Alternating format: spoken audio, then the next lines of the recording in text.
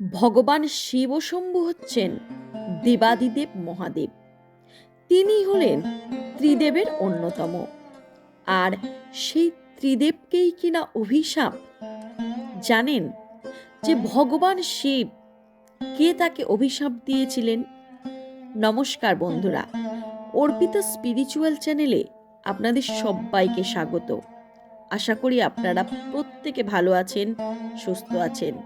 বন্ধুরা, আর কয়েকদিনের মধ্যেই মহাশিবরাত্রি, অর্থাৎ ভগবান শিব শম্ভু ও মাতা পার্বতীর বিবাহের দিন। তাই এই সপ্তাহ জুড়ে কিছু না কিছু ভগবান শিব সম্বন্ধে ভিডিও আপনাদেরকে উপস্থাপিত করব। আপনাদের যদি আমার এই চ্যানেলের ভিডিও ভালো লেগে থাকে তাহলে অবশ্যই আপনারা আমার চ্যানেলের সাথে যুক্ত থাকবেন। তো চলুন আজকে শুরু করা যাক যে ভগবান শিবকে কে অভিশাপ দিয়েছিলেন।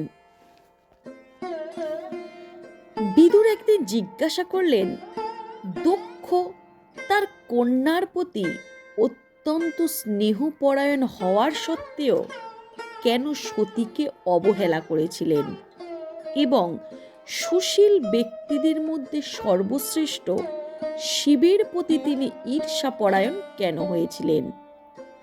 সমগ্র জগতের গুরু শিব নিরৈবী, শান্ত এবং আত্মারাম। তিনি সমস্ত দেবতাদের মধ্যে সর্বশ্রেষ্ঠ, কিন্তু তা সত্ত্বেও দক্ষ কেন এই প্রকার একজন মঙ্গলময় ব্যক্তির প্রতি বৈরভাপন্ন হয়েছিলেন? হে মৈত্রেয়, দেহত্যাগ করা অত্যন্ত কঠিন।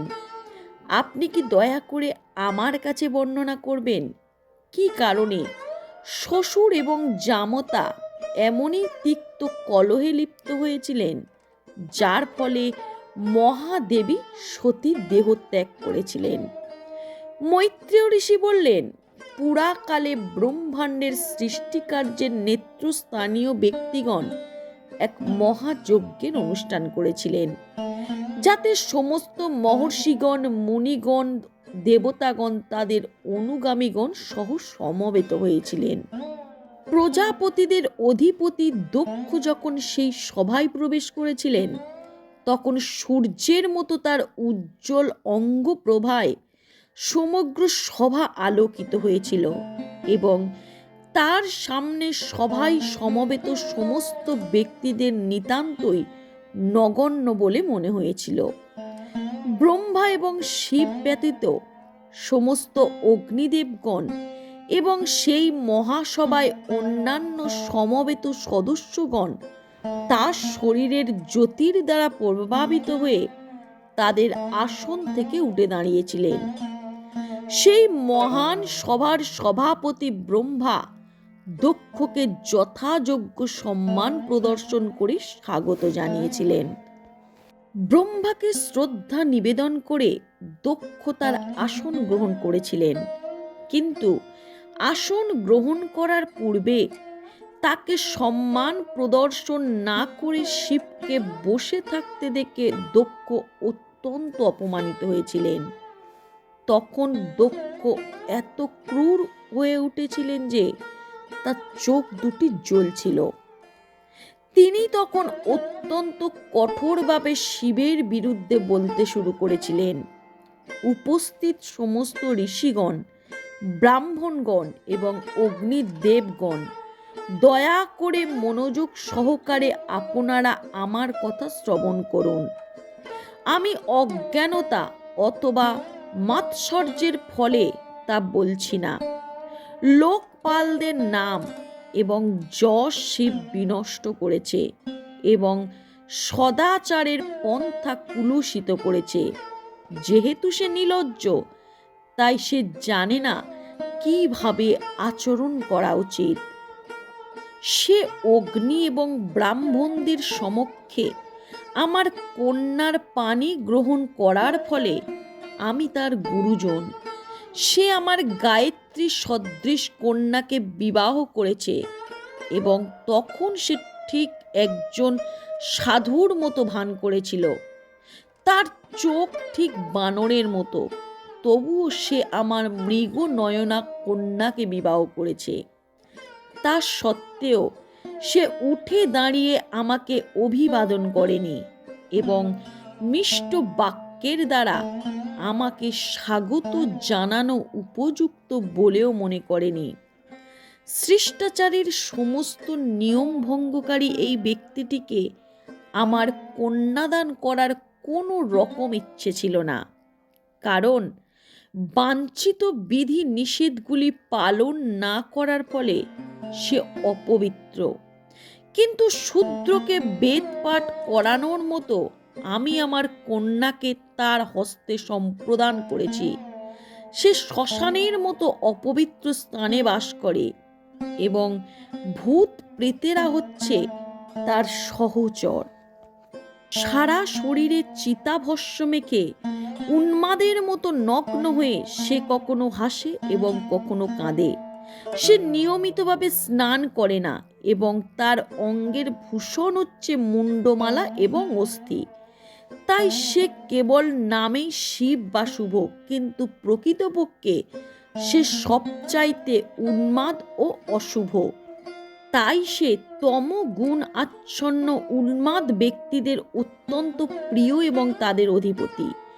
ব্রহ্মার অনুরোধে আমি আমার কন্যাকে তার হস্তে সম্প্রদান করেছি। যদিও সে সমস্ত শৌচ রহিত, তার হৃদয় জঘন্যতম নোংরায় পূর্ণ। মহর্ষি মৈত্রেয় বললেন, এইভাবে শিবকে তার শত্রু বলে মনে করে দক্ষ জল নিয়ে আচমন করে শিবকে অভিশাপ দিয়েছিলেন। দেবতারা যজ্ঞের নৈবেদ্য লাভের অধিকারী, কিন্তু সমস্ত দেবতার মধ্যে সবচাইতে অধম শিব যজ্ঞভাব কখনোই পাবে না। হে বিদুর, যজ্ঞ সভার সদস্যদের অনুরোধ সত্ত্বেও দক্ষ অত্যন্ত ক্রুদ্ধ হয়ে শিবকে অভিশাপ দিয়েছিলেন এবং তারপর সেই সভা ত্যাগ করে তার গৃহে ফিরে গিয়েছিলেন। শিবকে অভিশাপ দেয়া হয়েছে জানতে পেরে শিবের প্রধান পার্শ্বদের অন্যতম নন্দী অত্যন্ত ক্রুদ্ধ হন। ক্রোধে তার চক্ষু লাল হয়ে ওঠে এবং দক্ষও সেখানে উপস্থিত যে সমস্ত ব্রাহ্মণেরা দক্ষের কর্কশ বাক্য শিবকে অভিশাপ দেয়া সহ্য করেছিলেন, তিনি তাদের সকলকেই অভিশাপ দিতে তৎক্ষণাৎ মনস্থ করলেন। যে ব্যক্তি দক্ষকে সর্বশ্রেষ্ঠ পুরুষ বলে মনে করে ঈর্ষাবশত শিবকে অবহেলা করেছে, সে মূর্খ। তার এই ভেদভাবের ফলে সে দিব্য জ্ঞান থেকে বঞ্চিত হবে। কপট ধর্মপরায়ণ যে গৃহস্থ জীবনে মানুষ জড় জাগতিক সুখের প্রতি অত্যন্ত আসক্ত হয় এবং তার ফলে বেদের আপত ব্যাখ্যার প্রতি আকৃষ্ট হয়, তাতেই তার বুদ্ধি ভ্রষ্ট হয় এবং সে সকাম কর্মকে জীবনের চরম লক্ষ্য বলে মনে করেন। লক্ষ্য তার দেহকেই সর্বস্ব বলে মনে করেছে। তাই যেহেতু সে বিষ্ণু পাদ বা বিষ্ণু গতির কথা ভুলে গেছে এবং কেবল স্ত্রী ভোগের প্রতি আসক্ত হয়েছে, তাই অচিরেই সে একটি ছাগলের মুখ প্রাপ্ত হবে। যারা জড়বিদ্যা এবং বুদ্ধির অনুশীলনের ফলে জড়ের মতো নির্বোধ হয়ে গেছে, তারা অজ্ঞানবশত সকাম কর্মে লিপ্ত হয়। তারা জেনে শুনে শিবের নিন্দা করে, তাই তারা জন্ম মৃত্যুর চক্রে বারবার আবর্তিত হতে থাকুক।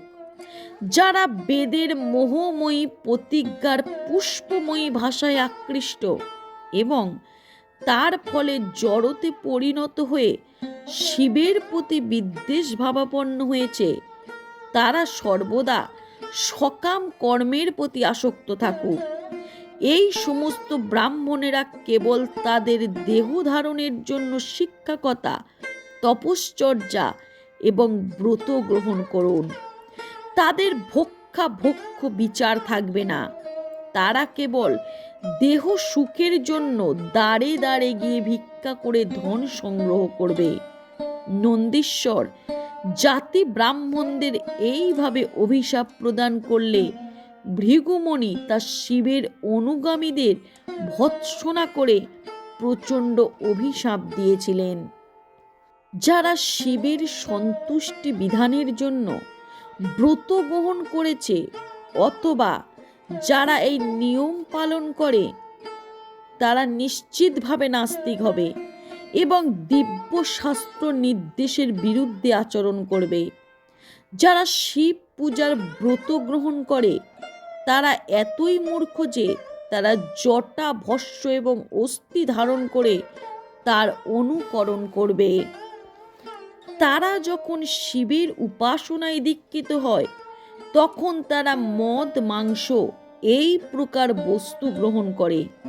ভৃগু মুনি বললেন, যেহেতু তুমি বেদ এবং বৈদিক নির্দেশের অনুসরণকারী ব্রাহ্মণদের নিন্দা করেছ, তাই বুঝতে হবে যে তুমি নাস্তিক মতবাদ অবলম্বন করেছ। মানব সভ্যতার কল্যাণের জন্য বেদ শাশ্বত বিধান প্রদান করে, যারা পুরা কাল থেকে নিষ্ঠা সহকারে অনুসরণ করা হয়েছে তার সুদৃঢ় প্রমাণ হচ্ছেন পরমেশ্বর ভগবান। সমস্ত জীবের শুভাকাঙ্ক্ষী বলে যাকে জনার্দন বলা হয়। সাধু ব্যক্তিদের বিশুদ্ধ এবং পরম পথরূপ বৈদিক নিয়মের নিন্দা করে ভূতপতি শিবের অনুগামী তোমরা সকলে নিঃসন্দেহে অধঃপতিত হয়ে পাষণ্ডিতে পরিণত হবে। মৈত্রেয় ঋষি বললেন, যখন শিবের অনুচর এবং দক্ষ এবং ভৃগুর পক্ষ অবলম্বনকারীদের মধ্যে সাপসাপন্ত হচ্ছিল তখন ভগবান শিব অত্যন্ত বিষণ্ণ হয়েছিলেন। কিছু না বলে তার অনুগামীদের সেই যজ্ঞস্থল থেকে চলে গিয়েছিলেন। হে বিদুর, ব্রহ্মাণ্ডের সমস্ত প্রজাপতিরা এইভাবে সহস্র বৎসর ধরে এক যজ্ঞ অনুষ্ঠান করেছিলেন, কারণ পরমেশ্বর ভগবান শ্রীহরির পূজা করার সর্বশ্রেষ্ঠ পন্থা হচ্ছে যজ্ঞ। হে ধনুর্ধরধারী বিদুর, যজ্ঞকর্তা সমস্ত দেবতারা যজ্ঞ সমাপ্তির পর গঙ্গা এবং যমুনার সঙ্গমে স্নান করেছিলেন। এই স্নানকে বলা হয় অভূত স্নান। এইভাবে অন্তর পবিত্র হয়। নমস্কার।